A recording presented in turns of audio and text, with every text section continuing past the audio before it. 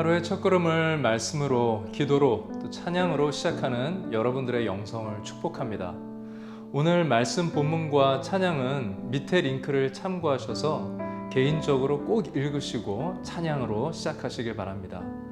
오늘 말씀의 하이라이트를 한 단어로 말하려면 원망입니다. 이스라엘 사람들은 하나님을 크게 원망하고 있습니다. 왜 나를 여기까지 인도하셔서 힘들게 하시냐고, 왜 이집트 사람에게 죽게 하냐고.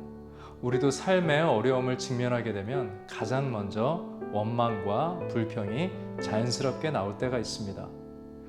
사업을 실패하면 위로가 필요한 남편에게 아내는 위로보다 원망부터 할 때가 있습니다.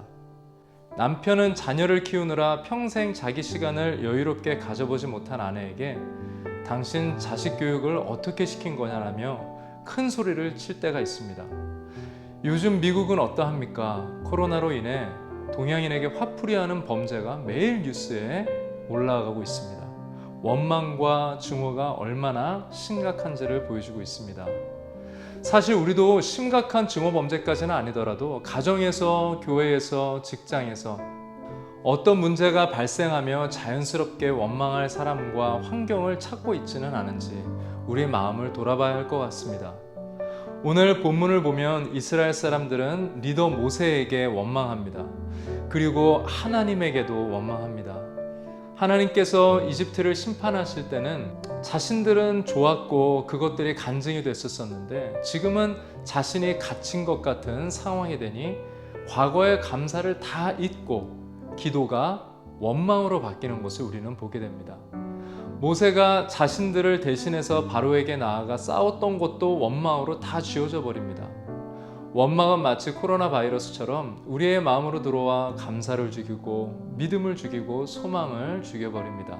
그리고 대신 분노가 우리 안에 왕노릇하기 시작합니다. 이런 상황에서는 입술을 막는 영적 마스크를 써야 할 것도 같습니다. 혹시 여러분은 교회에 대한 원망으로 인해 다른 교회로 옮겨보신 적이 있으십니까?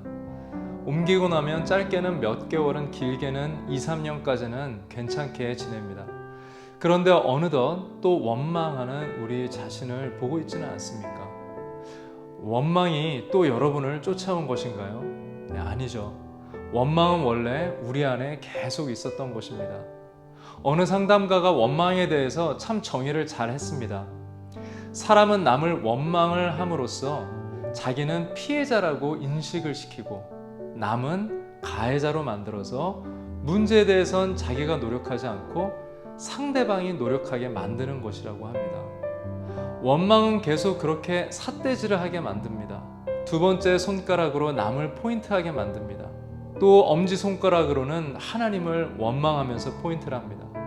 하지만 나머지 세 손가락이 자기를 가리키고 있는지는 모르며 계속 원망을 퍼붓고 있는 것입니다.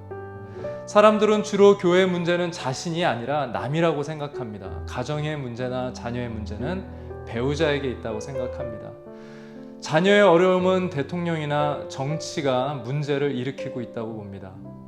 우리가 어려움을 직면할 때마다 이 모든 것은 정말 내 주위에 있는 사람들 때문일까? 정말 이 어려움은 다 하나님이 나에게 그냥 주신 것일까? 여러분, 워너 셀먼이라는 화가를 아시나요? 아마 거의 다 모르실 겁니다. 그런데 이 그림을 보여주시면 이 그림은 아실 겁니다. 이 그림은 무명 화가였던 워너 셀먼의 그림입니다. 화가 자신보다 그림이 더 많이 알려져 있죠. 미켈란젤로가 그리고 조각한 예수님의 작품의 예술성 기준으로 비교하자면 유치원생 수준에도 못 미치는 그림입니다. 하지만 이 그림은 수십만 명의 군인들이 전쟁에 참전할 때 그들의 주머니 속에 있었고 웬만한 기독교 가정의 마루나 방 벽에 이 그림은 걸려 있습니다. 마치 그림으로 보자면 성경과 같이 모든 가정에 있는 그림이 되었습니다. 그가 이렇게 예수님을 담은 여러 유명한 작품들을 그리기까지는 스토리가 있습니다. 그가 젊어서 결혼하고 아내가 임신을 하게 되어서 기대하는 마음으로서 신혼을 지내고 있었는데 몸이 아파서 병원을 가보니 임파선 결핵인 것을 알게 되었습니다. 의사로부터 이제 3개월밖에 살지 못한다는 이야기를 들었습니다.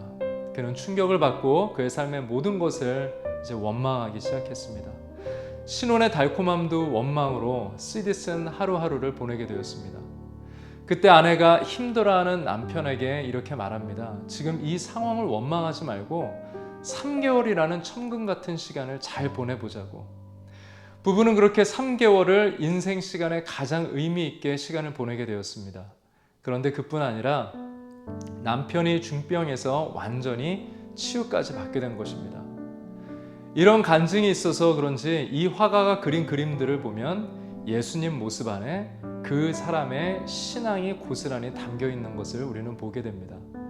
그가 그린 그림은 사실적이지 않은 중동 유대인의 예수의 그림은 아니지만 그가 인생에서 인격적으로 만난 예수님을 그린 그림으로 보자면 그가 만난 예수님을 잘 반영한 그림임은 틀림이 없습니다. 삶을 충분히 원망할 수 있음에도 그것을 감사의 기회로 삼고 인생을 예수님 안에서 새롭게 살았던 워너 셀먼의 예수님의 그림처럼 여러분들이 만난 예수님, 여러분들 주위에 있는 사람들은 그 예수님의 표정과 그 예수님의 모습을 어떻게 만나고 있는지 먼저 여러분들 가장 가까운 사람에게서부터 여러분들이 만난 예수님을 보여주는 신앙인이 되시길 바랍니다.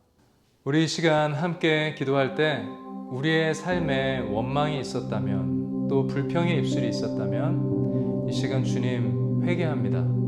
그리고 내 안에 계신 예수님을 만남을 통하여서 그 안에서 다시 한번 나의 신앙이 도전되게 하여 주시옵소서. 우리 그렇게 함께 기도하도록 하겠습니다.